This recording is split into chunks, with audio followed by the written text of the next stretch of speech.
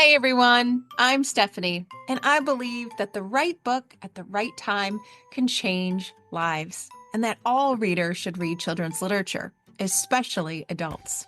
So that's what we do here on the KidLit Love podcast. We celebrate all things children's literature: picture books, early readers, middle grade, and young adult novels for readers of all ages. In each episode, we'll talk with children's literature authors and discuss their books, their hopes, their dreams for readers, their writing process, and much, much more. Whether you're an adult reading to their inner child or connecting the young readers in your life with fantastic books, you've come to the right place. So grab a notebook to build your TBR, and let's get to today's episode of KidLit Love.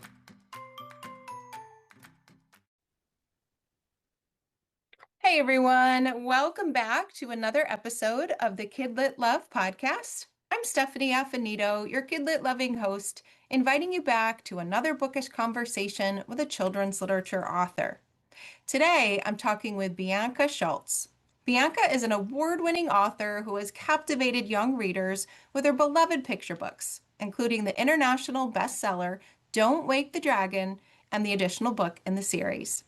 She's here today to celebrate her newest release, 101 Books to Read Before You Grow Up. It's part book, part reading journal, and it was an absolute joy to read and peruse. I can't wait to talk with her all about it, so we're going to get right to the episode. Bianca, welcome to KidLit Love. I'm so glad you're here today. Stephanie, I'm thrilled to be here. So thank you so much for having me. I'm always up for a discussion about all things books, especially kids' books. And I just want to thank you for being so generous in sharing your space with me today. Oh, you are most welcome. And I am so excited. As we joked before we hit record, between the commonalities of loving books and the picture books of yours we could talk about, and the podcasting and book reviews, we could have like the longest podcast episode ever. We won't, but we could with all of the things I imagine we could talk about today. Before we jump into the book that we're actually here to celebrate, I would love for you to give us a little bit about your journey through children's literature, including Don't Wake the Dragon and all those additional books that are in the series. I would love to know all the things before we jump into the book you're here for today. Well, the funny thing is, I was thinking before we joined today that we will have so much to talk about, and how do I keep this part short and not use up our whole time talking about my journey? Because so I think what I came down to is a lot of people are familiar with Lemony Snicket's A Series of Unfortunate Events. And I would probably say that this is Bianca Schulze's series of fortunate events. Oh, I love it. So, I mean, I think when I look at the through line, I didn't consider myself as a reader or a writer as a child, as a teenager, or as a young adult, but I can now look back and connect a lot of dots. I grew up in a house that always had books. My parents didn't really read aloud to me a lot, but we had a lot of books around, and my mom read all the time. Like, I have so many visions of her reading on weekends, just, on the couch, probably wishing like, come play with me, mom. But I got that she was modeling to be a reader. I had best friends that were solid readers. I'd go to their house and like books all around. So I just feel like books were always there. I was a theater kid. I loved drama. And I took a course that was at the Australian Theatre for Young People.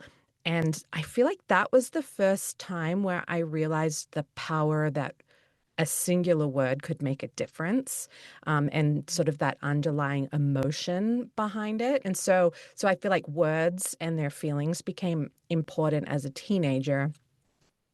And then I did a whole lot of other things. I did some television extra work. I became a licensed esthetician. I became a ski instructor. But I think the part about being a ski instructor, you're like, how is there any relevance there? So I loved working with kids. And so I taught kids to ski, and I did endless winters between Australia and the United States. And when I was in Australia, I was in charge of the whole 3 to 6 year old department. Wow. And And when I was with the kids, storytelling became such a huge part of teaching them to ski for me. I was always coming up with analogies and stories, and also when I was out there and it was freezing cold, you had to be creative to, keep the tears away, and Yeah. so storytelling was actually a part of that for me. And I never thought about it then, but I look back and it's so clear. And then, of course, love happened, and I met a lovely American man, and he asked me to move to Washington, D.C. with him. And I was on a work visa at that time. And so I had to switch to a vacation visa, and then kind of the rest became history. But everybody said, "What are you going to do?" And I can't really explain why it came to me, but I said, "I'm going to write books for kids." Mm. And it just became a mission. Like, this is what I want to do. And so I took a job as a children's bookseller in a cute little store that it's no longer there. It was called Treetop Kids in DC. And I became obsessed with particularly picture books at the time. And then I loved the invention of Hugo Cabret, so things that were rich in illustration. And I would come home from work and I would tell my husband about these amazing books, right? And he's like, "Okay, Bianca, I like books, but I think you need another outlet because it's all you want to talk about right now." So he said, "Why don't you start a blog?" And I was like, "Well, what's a blog?" I didn't even know at that time. It was probably 2000, very end of 2007 or the beginning of 2008. And so he described what a blog was, which of course then I became obsessed with other people's blogs. But I was like, what should I call it? And so we brainstormed and we're like, well, what about the Children's Book Review? And I was like, that URL is definitely not going to be available. And sure enough, it was. So I started the Children's Book Review back in 2008. Kept trying to work on and first of all, the Children's Book Review was a blog, and now it's a full-blown literacy resource with Mhm. book reviews and interviews with authors, um, and literacy tips, of course. But during that time, I kept working on my writing. I joined the SCBWI, which is the Society of Children's Book Writers and Illustrators. I kept working, working, working. And then, sure enough, I got an email. And it was one of those emails where I thought, well, now I think if I got it, I'd have red flags because we all get so many or authors get so many emails of sort of fraudulent pitches of, "We want to publish your book, but it's going to cost money," or, like, "Let me help you market your book. It's going to cost this much." Anyway, I got that email, and it was from an editor at Quarto, an imprint called Walter Foster Jr. And they said, "Would you like to write a book called 101 Books to Read Before You Grow Up? Because we feel like with your platform, the Children's Book Review, it would be a great fit." And you know that I cried. And well, first of all, I think I stood up and paced around in circles. I couldn't believe it. This was my first hurrah into actually getting a published book. And so that's the through line. It was just that books have always been in my life. And I became sort of deeply rooted in that, how storytelling can help you in all facets of life, from teaching kids to ski, right? And to understanding emotions. And it just became my life passion. So there you go. I told you it was going to be a long answer. I tried to keep it down.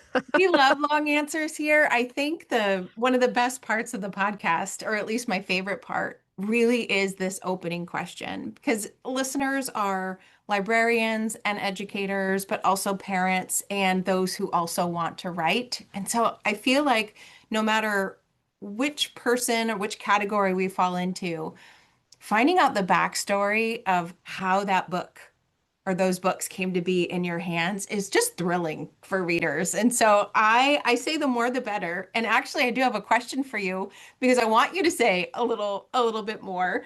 So you talked about how, you got asked for the 101 books, but where did your own picture books come into play? Because there's a few of those.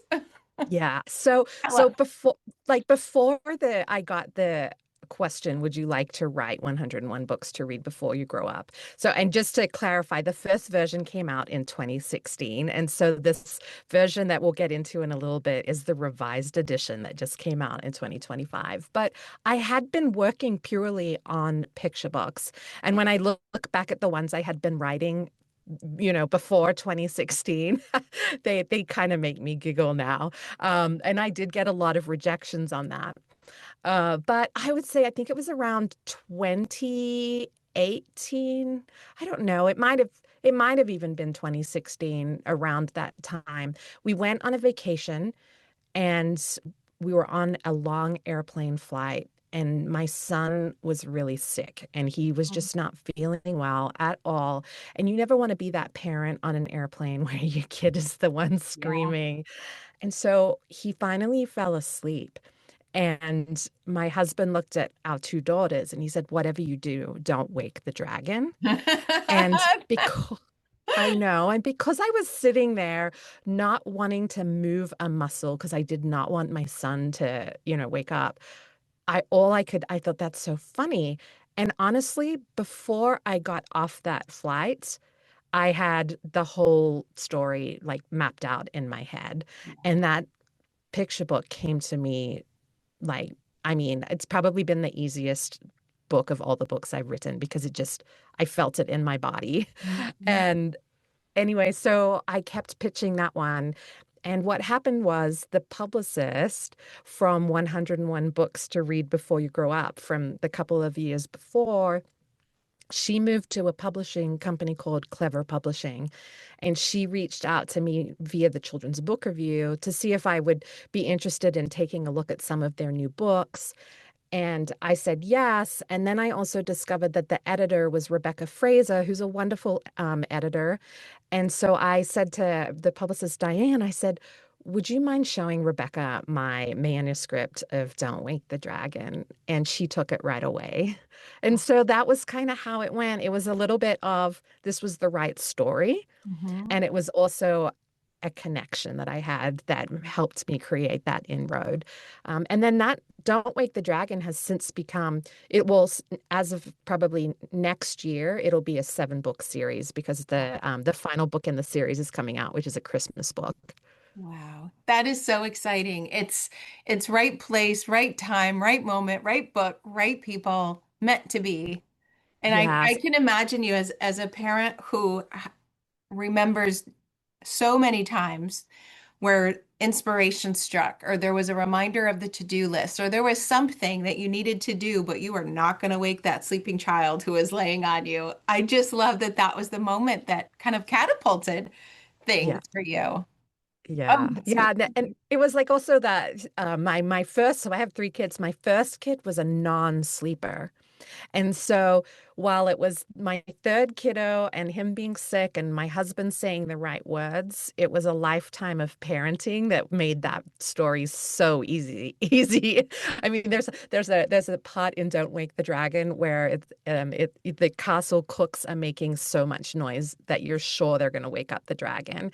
And my mother-in-law laugh all of the time because I was so cross at her with my first kiddo one night when she was like clanging all of the dishes. And I should have been grateful that she was doing the dishes. And all I could think was like, please stop doing the dishes. You're gonna wake the baby. Yes. Yes. We've all been there. Don't worry, we get Yeah. it. So you've got these beautiful picture books. You also have now a revised version of 101 books to read before you grow up, which is just the most wonderful title. And I'd love to say, like, technically, our inner child never grows up. So this is a book for kids. This is a book for adults. This is a book for anyone who has a love of children's literature. And it is this beautiful, I'm going to try to paint a picture for listeners who are listening and not holding the book in their hands. It's the perfect size to just hold in your palm. It is glossy and colorful and bright and inviting. And it is part book, part journal. It is meant to be written in, to interact with, to really just make your reading life public and permanent in a way that most readers really, really love. I would love for you to talk a little bit about this book. Of course, from your point of view, what the structure is like and what's inside it. And then, of course, I have to pick your brain about how you made those difficult choices to narrow down to only 101. So tell us about the book from your point of view. Oh my gosh, there's so much to dig into there. Okay, There well, is. first of all, thank you for all of the beautiful words that you just shared. And then I'm also just going to add that I was recently at the NCTE conference that was in Denver, Colorado, and I did a book signing. And when people would talk about the 101 books to read before you grow up, and they were all adults, a lot were teachers, I'd say yes. And my hope is that you haven't grown up yet, because I feel like we Yes. all need to hold on to that childlike essence, right? That's where I think the most creativity and Yes. joy comes from, is that space. So sort of with that said, the book begins with a lot of picture books. It moves through to early readers. It moves through to chapter books. It moves through to illustrated chapter books. It moves through to graphic novels, and then it ends with our written novels that are often for slightly older kids. But there's a lot in there that are great for the picture book crowd when they're reading it together with their family, which I hope that they do. Um, and so it goes through, it begins with those formats all the way through. Now, what are the books that are included in there? I mean, I think that was I think the part that I want to share the most is no one list is ever supposed to be a be all and end all, Right. right? My hope is that this book is seen as a catalyst for introducing and saying, hey, you might enjoy this. And it's also important, I think, when this kind of book or any kind of book list lands in a hand, is just to let kids know it's okay if a book isn't for you. So I guess my hope is, like, I've created a list that is so wide and diverse. And when I say diverse, I do mean that in the cultural sense as well. There's like books from people from all around the world, different colors, different beliefs, different understandings, but also there's a diversity in the style of book. And Mhm. that felt really important to me, is that a lot of people will push back on graphic novels, and I love graphic novels. You. So let's meet kids where they're at. And so if you have graphic novel lovers, then show them the books in here. But the sneaky part about the layout of this book is, for every 101 of the books, I put in what to read next. So there's about four more recommendations on each page. And in that say we're talking specifically right now about the graphic novel suggestions. Sometimes the suggestions are because the book is by the same author, and maybe that book isn't another graphic novel, and maybe you've discovered that you like this particular author, or maybe it's a recommendation on a similar theme but a different style of story. And so that was kind of what went into it, is like, let's create a book where we're meeting a whole lot of children with different feelings, different likes, different interests, and find a book that's going to be suitable for as many kids as possible. And then hopefully we open that door for them to find different styles of books and other stories that they're going to love just as much. Um, so that's kind of like the thinking behind it. That's kind of the flow behind it. The hardest part, like, you already identified this. How do you decide which ones to include and which ones not to? And I would say that the list of books that aren't included is probably that I would have loved to have. I mean, this could have been 1,001 books, right? So at some point, and I feel like a lot of authors would probably say this even when they're writing a novel or something that's creative fiction, that at some point you just have to say it's ready and it's done. And so I think I put in a lot of effort, a lot of work, a lot of thought.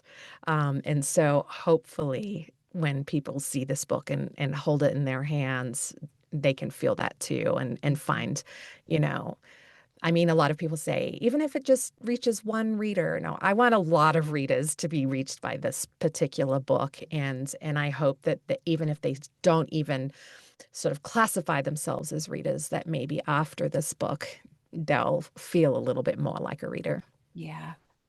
Yeah. When I first had this book in my hands, I thought, okay, which books do, before I even let myself crack it open, which books do I think are going to be in the 101? Because, as a podcaster who interviews children's literature authors, I thought, how would I make that decision? So when I started to browse and I saw that beautiful section, which I think is probably my favorite, the what to read next, I thought, Yes. that's it. Okay, so we do have more than 101. But what I love is this idea that more reading leads to more reading, which leads to more reading, as you said. This is a book that's going to help a child develop a reading identity, not just find a book, but to really grow in their reading identity. And when I believe, and I'm pretty sure you do too, based on what I'm going to say next, I believe that when you grow that reading identity, right, you grow your human identity and who you are. And I'd love to read, if it's okay with you, could I read that little note from the author that talks a little bit about the themes of the books as well? Yes, do it. Okay, so right on the front page, listeners, a note from the author. There are so many amazing books to be discovered and read, and far too many to list in one fun book. The 101 awesome books contained in these pages have one collective message: be kind, be brave, and make good choices. Remember the struggles of those who came before you. Always dream of the fantastical future ahead of you and those who will come after you. Be true to yourself, and with every page you turn, live your life like an epic adventure. If that isn't just a mission statement for reading and for life, I don't know what is. And that's really why I think this book cultivates reading identities, but just cultivates good humans in the world as a result. And so that opener just had my heart. Thank you for letting me read it to listeners. Oh, thank you for reading it. Yeah, just thank you. I feel like it's just so important to know that the best children's books, they don't just entertain, Yeah. they also equip our kids, like you said, to be better humans. And that's all I hope for is, just more good, solid humans out there. We all make mistakes sometimes, and I feel like stories show that, but they also show that from our mistakes we learn and grow, and there's usually some giggles involved and fun on the way. And yeah. Yes, and I know you talked about the range of diversity that you have in this book, from the diversity in the ages of readers who might be coming to the book, to the diversity in the different genres, diversity in the different content that is actually in the book. But I also love what you haven't mentioned yet that I want to make sure listeners know is there's a diversity in, let's see, the date in the year. There are old favorites and there are brand new favorites to love as well. So it truly is this comprehensive, even though you had to make very big decisions, this comprehensive guide that just dips readers' toes into a little bit of everything, no matter what they're looking for. Yeah. And I would say so I feel like that's the difference between the first edition that came out in 2016 and this 2025 revised edition. So I focused a lot on classics, and there were definitely some newer books in there. But I spoke to so many different people about what were your favorites, people that lived in different countries, what were considered classics, and not just to me and what I consider a classic, but to other people. And when I came to sort of thinking about this revised edition, since 2016, there had been such a movement, which is amazing, towards diverse voices. And I wanted this revised edition to be able to reflect that. But I didn't want to just take away some of these, just I guess we'll call them the cult classics, but I was very careful about which ones of those that I included. For example, right from the beginning in that first edition, the team and sales team and everybody would come together and have their say about what they wanted to see in that first version. And a lot of people really wanted Little House on a Prairie. And I just was a hard no on it. And it's not because it's not a well-written story. And I know that it has a place in so many people's hearts, but I just could not get over how many times Mama says a good Indian is a dead Indian. And there was never any kind of resolution on that. Like maybe a hint that she was coming round to like, Yeah. better kind of thinking. But it just wasn't enough for me. And I was like, I cannot include that. And so now in this revised edition, I did pull some of the older classics, but there's still some really good ones in there, like Secret Garden and whatnot. So I don't know.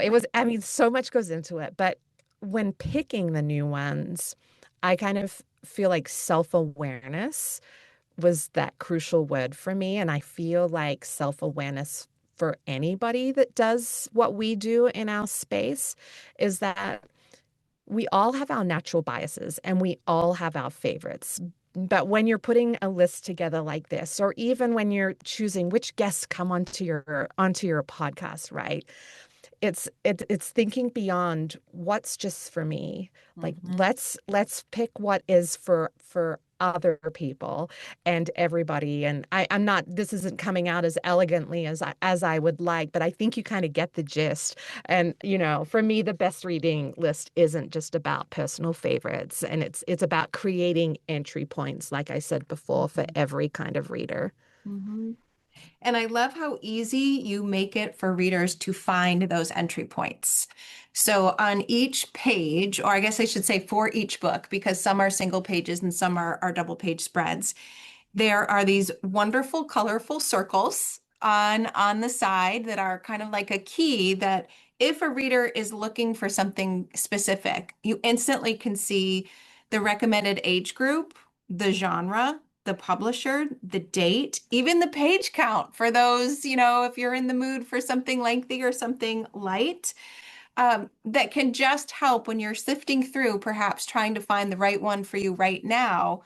That makes it very easy for readers to instantly see. And there's also some fun did you know facts scattered throughout. That could be that one little hook, right? Especially because I said I love the backstory so much. That first question of the podcast, I was all in on these did you knows, these little tidbits. So I feel like it's so user friendly, whether you're an adult like me or whether, you're 8 looking for a book for yourself. You do make it very easy for readers to find the next book that might be for them. Yeah, thank you for saying that. And what was really fun too, the fun fact section, I did a lot of research on that and tried to come up with something that would be appealing for the kid reader. And then with the second version, I've been in the industry for a while now, and so I've gotten to know some of these authors, and so I was actually able to reach out to a couple and say, "Hey, I'm including your book, and what would be a fun fact that nobody else knows yet?" So I did a little bit of that as well, and I had a lot of fun. And sometimes it was just a quote. Sometimes the sort of fun fact is just a beautiful quote from the story that I find really powerful or moving, and maybe gives a hint at the essence of what that book is about. Yeah, it was I think my favorite section of Yay. of the book. But I also want to point out too, as I mentioned at the start of the episode, it's part book, but it's also part journal. It's meant to be well loved and well read and even well written in. And so for every book, listeners, there is a section where you can do what I absolutely love to do, which is check the box when I have read it. That is a personality trait that I love. So you can check the box when you have read it. You can shade in the number of stars you would like to give it very easily. There is a section for your favorite character to really make those connections, and then some notes for the reader as well. So this really is just a living notebook, a living archive of our reading lives, which most readers love to have in some sort of shape or form. Um, so I'd love for you to say a little bit about having kind of that foresight to know, okay, readers will really love this part. Like, was that always planned from the beginning? How did that Yeah, come to be? I feel like because it was like ten years ago that we worked on the first one. I feel like it was the team at Walter Foster Jr. that said, let's make this usable and include that in. So I don't know. I can't, I mean, I'll give myself a little bit of credit because I could have said, don't include that. But I feel like it was the team's suggestion to put that in. But why I love it so much is because, again, people that do what we do, we're teaching children that reading is important. Mhm. But I think what we sometimes forget to teach them is that their opinions about reading matters just as much. And so I love that section. And when I get the chance to actually talk to the kids and hand this book over, I say, don't be afraid to give a book 1 star. Just because I like it, it doesn't mean that you have to. And, but if you do love it, make sure you go tell a friend how much you love it and why you love it. So, yeah, I think that part to me is just simple. It's teaching kids that their opinions matter. And I have a saying, it's on my website. Not every book is for every kid, but for every kid, there is a book. Yeah. And so I like to make sure that when I get the opportunity to talk to kids, I tell them that. And like, you don't have to love it just because I do. Yeah. Your reading life is your own, and you get Yeah. to be in charge of it, and you get to decide what to read and when to read and how to read. And just that little piece at the bottom really does cement that reading is active. You are meant to think and to share. And sometimes kids' opinions aren't always valued in every place, but in our reading lives, they are. I'm so glad you brought that up. That's so important. Yeah. Yeah. Thank you. So book one was in 2016. This is 2025. I hope you're going to keep doing this as the publishing world changes, so that we can keep looking forward to these new roundup of books. Because when we finish, we're going to read another one. Yes. I know. I dream of, like maybe it's like once every 9 to 10 years, pop out a new one. Yeah, Maybe even more regularly. I don't know, right? When you're the author, you don't always get that say. And right. the publishing companies, as much as they're doing a beautiful job of creating, diverse reading opportunities, they are a business and they're picking the books that they know that they can sell. And so, I guess it depends when the time comes. Do they feel like there's a space in the market for it? We can keep our fingers crossed. Yes.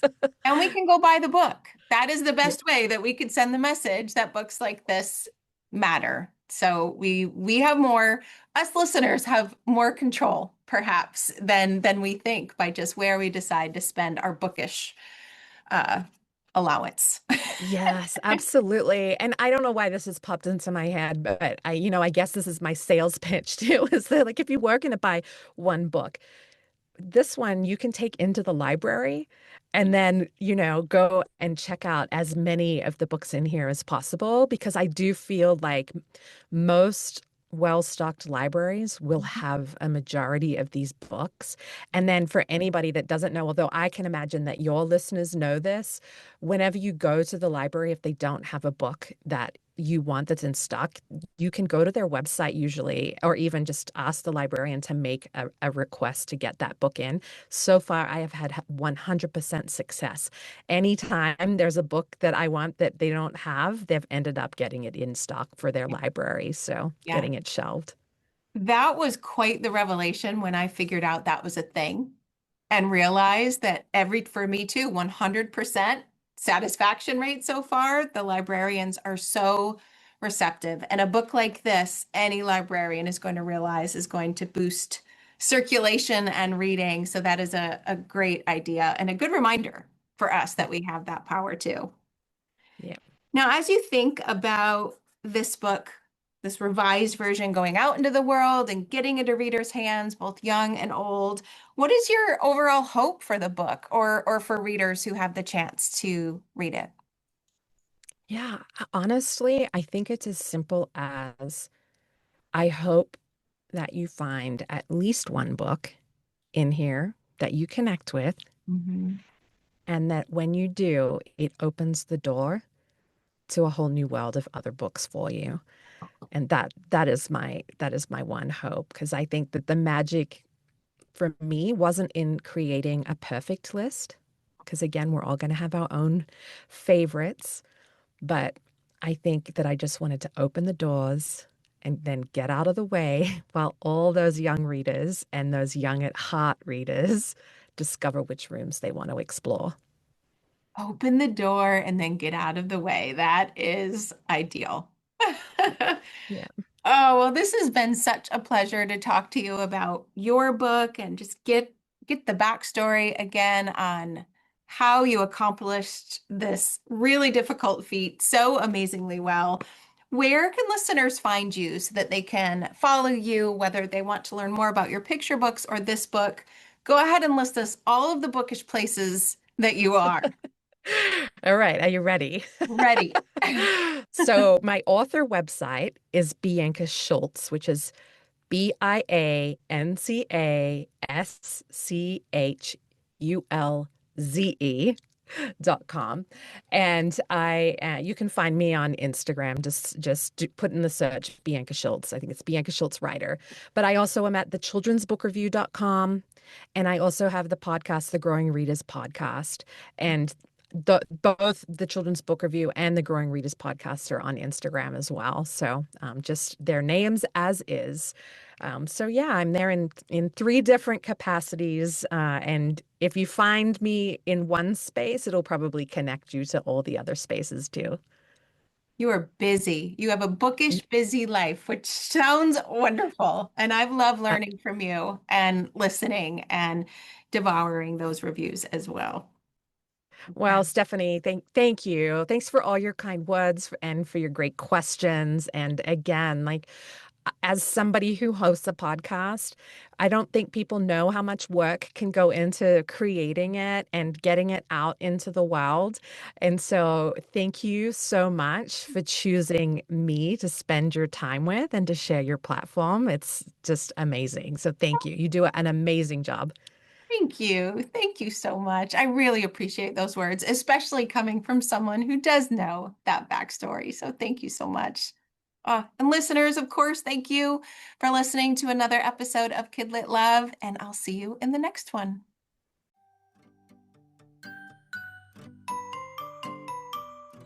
Thanks for listening to today's episode of the KidLit Love podcast. You'll find links to all of the books, resources, and ideas mentioned in the show notes and at alitlife.com.